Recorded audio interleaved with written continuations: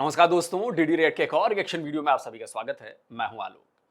तो दोस्तों, अभी तक तो पीओजेके को लेकर जो बयान आते थे वो आते ही थे। अब सिंध को लेकर भी एक नया बयान आया है और ये ऑफिशियल बयान आया है हमारे डिफेंस मिनिस्टर राजनाथ सिंह की तरफ से। तो स्क्रीनशॉट आपको मैं दिखा देता हूं कि राजनाथ सिंह ने कहा, संकेत दिए, कहा कि भाई क्या पता कि एक दिन सिंध जो है वो हमें वापस मिल जाए, हमारे भारत में शामिल हो जाए। तो देखिए, वैसे तो सिंध भारत में शामिल है। अब कैसे शामिल है? क्योंकि हमारा जो नेशनल एंथम है उसमें सिंध है, उसमें शुरू से ही सिंध है। तो हम तो सिंध को अपना ही मानते आए हैं भाई। तो अब ये ऑफिशियली बयान भी आ गया कि भाई क्या पता सिंध जो है वो एक दिन भारत में वापस आ जाए। अब इसको लेकर पाकिस्तान में बवाल तो मचा और ये 100% में श्योर हूं कि पाकिस्तान को तिलमिलाने के लिए ये बयान दिया गया है, पाकिस्तान को फ्रस्ट्रेट करने के लिए बयान दिया गया है और जानबूझ कर दिया गया है कि माइंड गेम सिर्फ तुम लोग नहीं खेलते हो, हम लोग भी खेलते हैं। और इसके बाद पाकिस्तान की तरफ से स्क्रीनशॉट लगा देता हूं, पाकिस्तान की तरफ से भी रिएक्शन आया कि नहीं, ये राजनाथ सिंह ने ऐसे कैसे कह दिया, ये तो गलत है और ये ठीक नहीं है, ऐसा नहीं करना चाहिए था, ऐसा बयान नहीं देना चाहिए था। ये पूरा उधर से मिनिस्ट्री ऑफ फॉरेन अफेयर्स जो है उसका आया। यानी कि एक और पेंच फंसा दिया गया कि अच्छा जी, लो एक और विवाद छेड़ देते हैं। अच्छा, जो सिंधु देश की चाहत रखने वाले लोग हैं वो भारत के इस बयान का स्वागत भी कर रहे हैं। तो चलिए अब देखते हैं कि मीडिया में क्या खलबली मची है। रक्षा मंत्री राजनाथ सिंह के एक बयान से पाकिस्तान में टेंशन है। राजनाथ सिंह ने कहा है कि सिंध फिर से भारत में आ सकता है। रक्षा मंत्री के इस बयान पर पाकिस्तान बौखला गया है और उसने इन बयानों को संप्रभुता का उल्लंघन करार दिया है। एक जानिब तो भारत के एक अहम तरीन जर्नैल के इस ऐलान के बाद कि वो पाकिस्तान की सरजमीन पर कब्जा करने का मंसूबा रखता है, उसके बाद अब राजनाथ सिंह ने भी एक तशवीशनाक दावा किया है, एक धमकी लगाई है पाकिस्तान को और पाकिस्तान पर जो टेरिटोरियल लॉस इन्फ्लिक्ट करना है, यानी कि पाकिस्तान के इलाकों पर कब्जा। अगली जंग में भारत का मकसद ये है। अफगानिस्तान ने और भारत ने मिलकर इस वक्त पाकिस्तान पर दावा बोल दिया है और हमला कर डाला है। एक जानिब तो भारतीय जो वेस्टर्न कमांड के चीफ हैं उनकी जानिब से धमकियां दी जा रही हैं कि वो पाकिस्तान के अंदर घुसेंगे, वो पाकिस्तान पर कब्जा करेंगे। दूसरा, कल राजनाथ सिंह ने भी सिंध पर हमला करने की जो है वो धमकी दी। अब इन्होंने पिशावर पर हमला कर दिया है। सिंधी हिंदू और विशेषकर उनकी पीढ़ी के लोग अभी भी भारत से सिंध को अलग करने की बात को स्वीकार नहीं कर पाए हैं। और जहां तक जमीन की बात है तो बॉर्डर्स तो बदल सकते हैं, क्या पता कल को सिंध भारत में फिर से वापस आ जाए। तो आप सोचें कि किस हद तक ये जो अखंड भारत का हिंदुत्व नजरिया ये लोग गिर सकते हैं। इस बार जो जंग होगी वो बहुत दूर तक जाएगी। ये मैं मान ही नहीं सकता कि एमएस चाईवाला जो इस वक्त इंडिया का प्राइम मिनिस्टर है वो और अंबानी के साथ उसकी दोस्ती है, वो कभी ऐसे मौके से फायदा नहीं उठाएगा। 100% there must have been some element of that also involved। आप देखें कि ये कितनी एक खौफनाक बात है कि यहाँ पर जिस तरह फखर भी बात कर रहे थे कि हम भी अफगान तालिबान की जो है पुष्टपनाही करते थे और हमारे ऊपर इसीलिए इल्जामात भी लगते थे और हम यहाँ पर सेलिब्रेट भी कर रहे थे कि जब अफगान तालिबान आएंगे तो जैसे कि हमारी अपनी फ्रेंडली हुकूमत आ गई है, गनी हुकूमत हो या कारज़ई हो, उन सबको तो हम कहते थे कि इंडिया बैक्ड है या इंडिया के साथ है तो वो उनका एजेंडा परसू करें। इस वक्त अफगान तालिबान भी वही कर रहे हैं। कि हमने माजी में भी देखा, जब अलकायदा का मामला था, उसामा बिन लादेन का मामला था, अफगान तालिबान पे बहुत प्रेशर था इंटरनेशनल, लेकिन उन्होंने फिर भी ना उसामा बिन लादेन को हैंड ओवर किया, ना अलकायदा के खिलाफ कोई कार्रवाई की। तो अभी भी आप देखें जिस किस्म के बयानात आ रहे हैं अफगान तालिबान की तरफ से, उनके जो वजीर दिफा हैं वो अभी भी कहते हैं कि टीटीपी को हम दहशतगर्द तंजीम नहीं समझते, बल्कि वो ये भी कहते हैं कि दहशतगर्दी का जो डेफिनेशन है वो दुनिया में कहीं क्लियर है ही नहीं। कुछ अच्छा, इसी बीच एक और जो है ना धमाका कर दिया है अफगान तालिबान ने, और ये धमाका भारत में बैठकर किया गया है और इस पर पाकिस्तानियों की ऐसी सुलगेगी कि पूछिए मत। इनफैक्ट सुलगनी शुरू हो चुकी होगी। तो दोस्तों, खबर यह है कि जो ट्रेड मिनिस्टर हैं जो भारत के दौरे पर हैं अफगान तालिबान के, उन्होंने कहा है कि हमने कराची पोर्ट से जो बिजनेस हम कर रहे थे, कारोबार कर रहे थे, हमने उसको पूरी तरह से रोक दिया। स्क्रीनशॉट लगा देता हूं। उन्होंने कहा कि हम पूरी तरह से रोक दिया और हम ये शिफ्ट कर रहे हैं ईरान और भारत का जो चाबार पोर्ट है उस पर। यानी कि पाकिस्तान को एक और बड़ा नुकसान। उधर से जो ट्रेडर्स थे अफगानिस्तान के, उसको तालिबान के जो सरकार है उसने कहा कि भैया बंद करो सारे, तो बंद हो गए वो ऑलरेडी। अब कराची पोर्ट से जो माल आ जा रहा था अफगानिस्तान का, वो भी बंद कर दिया। बोला कि हम कराची पोर्ट भी यूज नहीं करेंगे। क्यों दे पैसे पाकिस्तान को, हम भारत और ईरान का चाबार पोर्ट यूज करेंगे। और चाबार पोर्ट ज्यादा इजी है, तो ईरान से होते हुए आप सीधे पहुंच जाओ अफगानिस्तान फटाक से। और इधर ये लोग लफड़े लगा रहे हैं, तो यहां भी खेल हो गया। तो पाकिस्तान के स्क्रू को टाइट करने की जो कार्रवाई है वो एक तरफा नहीं है, ये बहुत सारे तरफ से चल रही है। और उसमें एक ये भी है कि अब कराची पोर्ट से अफगानिस्तान जाने वाली शिपमेंट नहीं जाएगी, या अफगानिस्तान से जाने वाली है या अफगानिस्तान को आने वाली शिपमेंट बंद। देखते रहिए, अभी बहुत कुछ होना बाकी है, बहुत कुछ। कुछ ममालिक जो है वो इसको अपने सियासी मकासद के लिए इस्तेमाल करते हैं। जाहिर सी बात है उनका इशारा पाकिस्तान की तरफ है। उन्होंने कौन सी इंडिया की प्रॉक्सीज को जो है वो बंद कर दिया। कहता है कि पंजाब में इंडिया वाले साथ हो, कश्मीर लहदा हो, फलस्तीन तरह लहदा हो, ये हम नहीं चाहते। हम सारे एक इकट्ठे हैं, मुसलमान हम एक इकट्ठे हैं, इंसानियत सबके साथ। ये हम इंडिया नहीं है, ये पाकिस्तान है, ये ज़मान पार्क है। इधर सबके साथ ऐसे होना चाहिए। बचपन में ये बताया जाता था इंडिया में, हाँ जी, फलस्तीन में हम तो कहते थे कि इंडिया दुश्मन है, दुश्मन तो हमारे ये बने हुए हैं। फिर जो अफगान तालिबान के जो वजीर दाखिला हैं उनकी तरफ से भी अभी कल परसों बयान आया है। उन्होंने तकरीर में कहा है कि ये फिर से उन्होंने कहा कि ये पाकिस्तान का अंदरूनी मामला है, वो खुद इसको हल करें, हमारे पे ना डालें। कल को कोई एस्केलेशन होती है तो हम भी उसका जवाब देंगे। तो इस किस्म के जब बयानात आ रहे हैं, मुझे नहीं लगता कि अभी भी अफगान तालिबान जो है वो तैयार हैं टीटीपी से अलग होने के लिए। कौन कहते हैं कि इंडिया वाले दुश्मन है? ये दुश्मन बने हुए, वो भी हंस रहे हैं।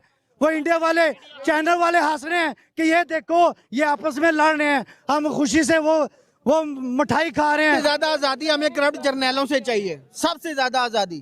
अगर ये जर्नैल ठीक हो जाए, ये सारा मुल्क ठीक हो सकता है। ये इनके इमाम पे सारे काम होते हैं। हम ये सारे मुल्क के ऊपर जो कब्जा है, जो जितनी माफियाज हैं, इसमें सब ऊपर से मुलव्वस हैं, इसमें एस्टेब्लिशमेंट भी मुलव्वस है। मतलब इंडिया इज थिंकिंग बियॉन्ड, मतलब बॉर्डर्स चेंज करने की बातें कर रहे हैं। वो बॉर्डर्स चेंज करने की बातें कर रहे हैं वो भाईजान, ठीक है जी, वो बॉर्डर्स चेंज करने की बातें कर रहे हैं, ठीक है जी। और मतलब ये चीज जो है दैट इज देयर। हमने अफगान तालिबान रजीम से एक ही बात की रिक्वेस्ट की हुई कि आप अपनी सरजमीन किसी टेररिस्ट ऑर्गेनाइजेशन को हमारे खिलाफ इस्तेमाल मत होने दें। पॉइंट इज कि आप कहीं तो बात करें, आपको हम फायदा भी दें, हम हमारे कारोबारी लोग नुकसान भी उठाएं। मतलब वो कह रहे हैं कि इस चीज को, मतलब they have made a point on this ना, उन्होंने इस पे पॉइंट बनाया हुआ है कि नहीं नहीं ये हमारा ही है, ये हर कीमत पे हमारे ही है। और वो इस चीज को समझते हैं कि हमें, मतलब they don't care about anything else, समझ रहे हैं। अब राजनाथ सिंह साहब ने बात की सिंध हमारा हिस्सा होगा, मतलब वो पाकिस्तान की जमीन लेना चाहते हैं। इंडस रिवर जो है, उन्होंने कहा कि बहुत सारी जो सिंधी फैमिलीज हैं जो माइग्रेट कर गई 1947 के बाद, ठीक है जी। और उन्होंने LK अडवाणी का जिक्र किया कि जो सिंधी हिंदूज हैं वो हमारे हैं, बेशक हमसे अलहदा हो गए। मैं उस दिन इफ्तिखार फिरदौस साहब को भी सुन रही थी साहब। इनफैक्ट आज भी मैं एक सिंधी हिंदू से मिला, दिल्ली में मिला। मैं अपने फादर को अस्पताल लेकर गया था, उनके आंख में दिक्कत हुई है थोड़ी, तो चक्कर में अस्पतालों के चक्कर लग रहे हैं। तो मैं गया और उनका सरनेम है मोटवानी, डॉक्टर मोटवानी, और वो बिल्कुल यंग डॉक्टर हैं और शीज मतलब ज़बरदस्त डॉक्टर हैं। जिस तरह से उन्होंने चीज़ें बताई, समझाई, वैसी क्लियरिटी है उनके, मुझे लगता है कि वो one of the brilliant student रही होंगी MBBS की, और वो ऑप्थेल्मोलॉजी में हैं और बहुत ही शानदार काम कर रही हैं और बहुत अच्छी डॉक्टर हैं, बहुत अच्छी डॉक्टर।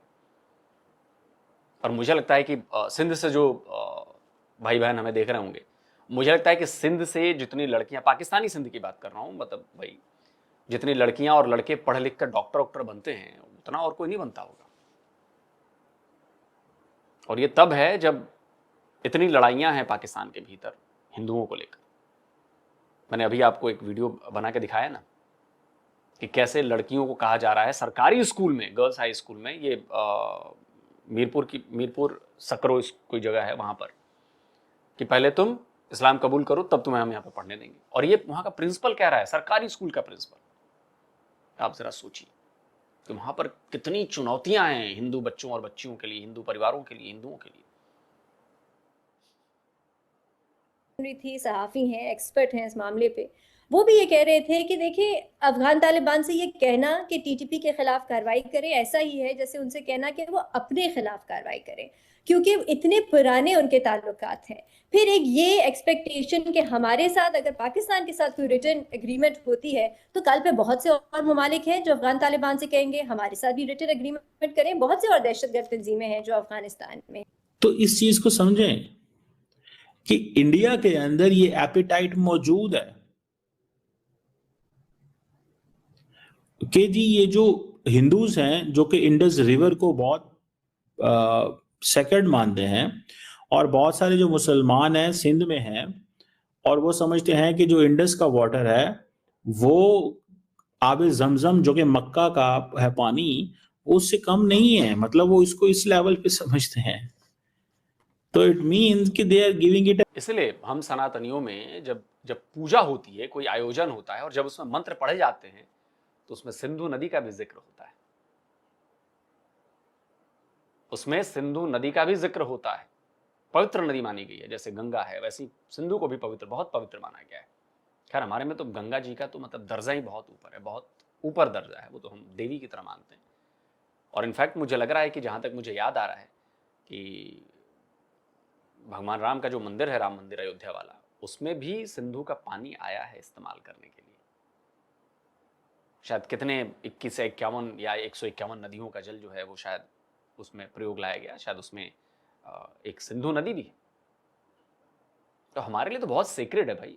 वैसे ही हम देखिए, सनातन धर्म जो है वो ऑलरेडी नेचर के बहुत ज़्यादा करीब है। हम सूर्य की पूजा करते हैं, हम चंद्रमा की पूजा करते हैं, हम नदियों की, पहाड़ों की, पत्थर, पेड़ों की, हर चीज़ की पूजा करते हैं जिसका हमारी जिंदगी पर इम्पैक्ट पड़ता है, जो जीवन के लिए बहुत ज़रूरी है, जिसको आप लाइफ सोर्स भी कह सकते हैं। प्रकाश है, वायु है, जमीन है, पानी है, पेड़ है, पौधे हैं, जानवर हैं।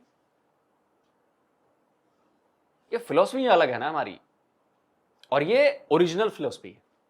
कोई काट के दिखा दे कि क्या रोशनी की जरूरत जीवन के लिए नहीं है, क्या पेड़ पौधों की जरूरत जीवन के लिए नहीं है, क्या पानी की जरूरत जीवन के लिए नहीं है, क्या जमीन की जरूरत जीवन के लिए नहीं है, क्या हवा की जरूरत जीवन के लिए नहीं है, क्या जानवरों की जरूरत जीवन के लिए नहीं है। फूड चेन पर बैठा अगर शेर, टाइगर, इन सबको खत्म कर दिया जाए तो नीचे वाले जानवरों की संख्या इतनी बढ़ जाएगी कि इंसानों को भूखे मरने की नौबत आ जाएगी। आप जाकर कभी पढ़ें इस इकोसिस्टम को, तब आपको समझ में आएगा। They are giving it a religious cover दे रहे हैं इसको, जो वो करना चाहते हैं या जो वो ये उनका माइंडसेट है। समझ रहे हैं कि वो इसको पूरे का पूरा रिलीजियस कवर दे रहे हैं कि हमें ये करना है, वी नीड दिस। ये परेशान कुन नुक्ता है, ये तशवीश। अच्छा, तो मतलब आप जम्मू कश्मीर वाले मामले पर रिलीजियस कवर दें तो ये सही है, आप भारत के मुसलमानों के लिए रिलीजियस कवर का इस्तेमाल करें ये सही है, आप अपने देश में रिलीजियस कवर का इस्तेमाल करें ये सही है, लेकिन सामने वाले ने अगर कर दिया तो ये गलत हो गया। क्यों चीमा जी? पॉलिटिक्स तो अभी चीमा जी शुरू हुई है, अभी तो इंडियंस ने असली पॉलिटिक्स शुरू किया, हमने तो इग्नोर कर रखा था ना पॉलिटिक्स में भी पाकिस्तान को। लेकिन अब हमने कहा कि नहीं यार, पाकिस्तान ने बहुत कर ली पॉलिटिक्स 70-80 ईयर्स में, असली पॉलिटिक्स हम बताते हैं कि असल पॉलिटिक्स कहते किसे हैं। अब शुरू हुई है असल पॉलिटिक्स, और यकीन मानिए पॉलिटिक्स में आप भारत से नहीं जीत पाएंगे। बड़े बड़े न जीत पाए, ट्रंप भी नहीं जीत पाए हैं अभी बड़े 30 मार खां बनते थे।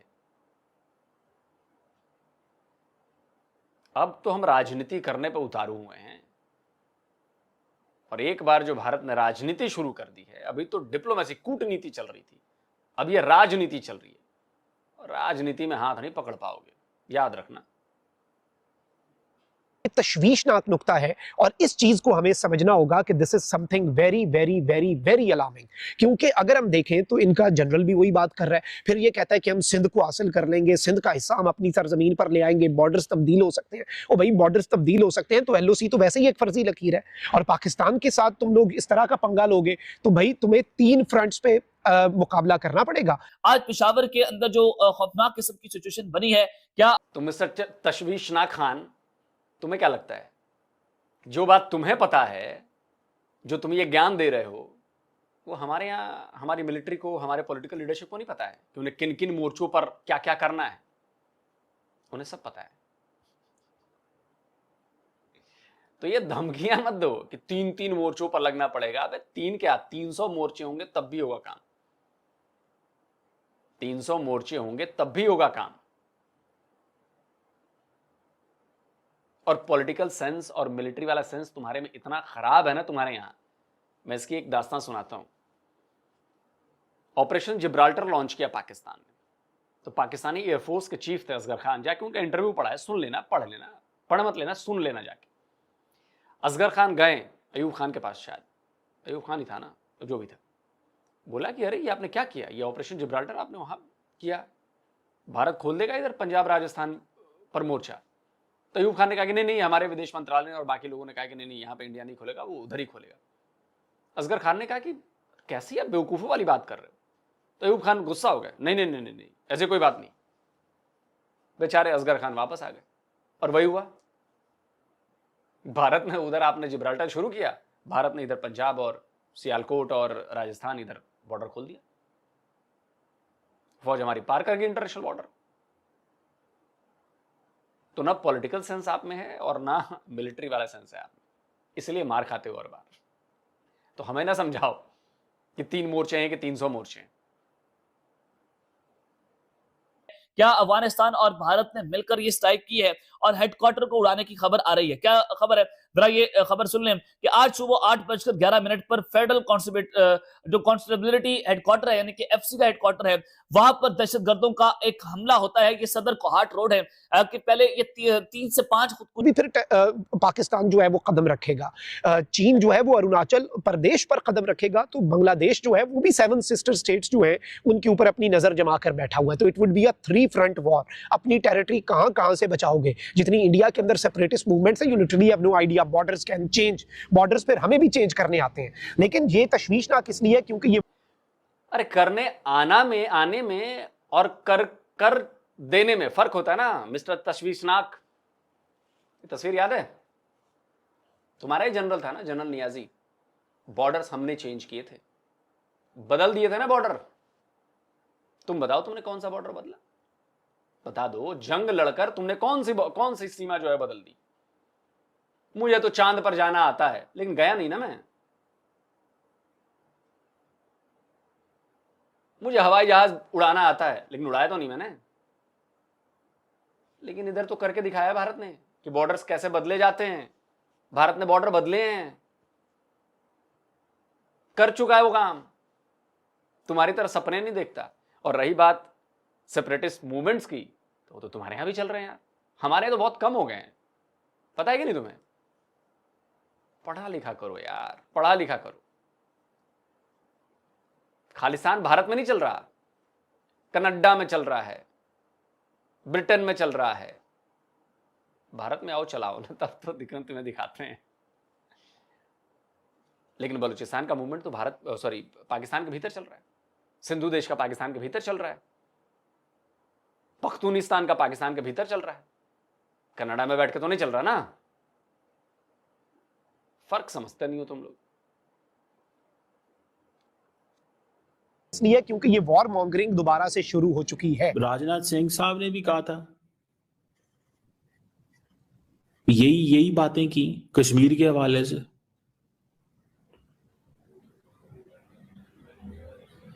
और मतलब ये चीजें हैं जिसको हम देख रहे हैं कि ये माइंडसेट इंडिया के अंदर, ये क्यों ऐसी बात करते हैं, ये टेरिटोरियल क्लेम्स क्यों करते हैं। ओ चीमा जी, तो आपने जम्मू कश्मीर पर क्या, कौन सा क्लेम कर रखा है आपने जम्मू कश्मीर पर? टेरिटोरियल नहीं है क्लेम, मतलब आप करें तो आपका हक, हम करें तो नहीं, ये तो गलत काम करते हैं आप। कैसे भाई, कैसे? जम्मू कश्मीर पर दावा छोड़ दीजिए, पीओजे के वापस कर दीजिए, मामला सॉल्व, मामला सॉल्व। टिट फॉर टैट है चीमा जी, हर काउंटर का काउंटर है, याद रखिएगा। और मैंने कहा ना कि पॉलिटिक्स तो अभी शुरू हुई है, लेट्स एंजॉय।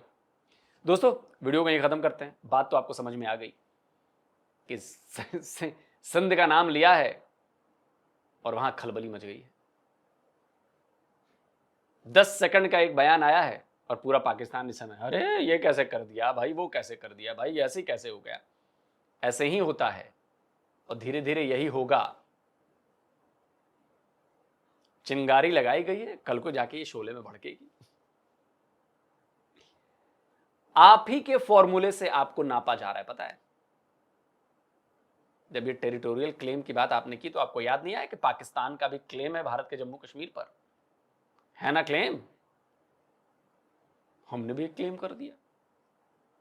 सरक्रीक, सिंध, समझ रहे हैं, कनेक्शन लगा रहे हैं। कुछ दिनों पहले सरक्रीक चर्चा में था ना, समझ में आ रही है बात कि क्यों चर्चा में था?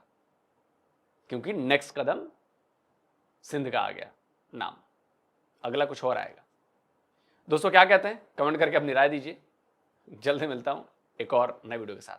नमस्कार, जय हिंद। तो अगर आप चाहते हैं मुझसे बात करना, मुझसे कोई सवाल पूछना, तो फैन कॉल पर आप मुझसे कनेक्ट हो सकते हैं। फैन कॉल में ये सुविधा है कि आप अपने हिसाब से वहां पर जाकर टाइम स्लॉट बुक कर सकते हैं कि आपको फलाने दिन मुझसे बात करनी है, फलाने टाइम पे मुझसे बात करनी है। लेकिन ये भी बता दूं कि ये पेड सर्विस है,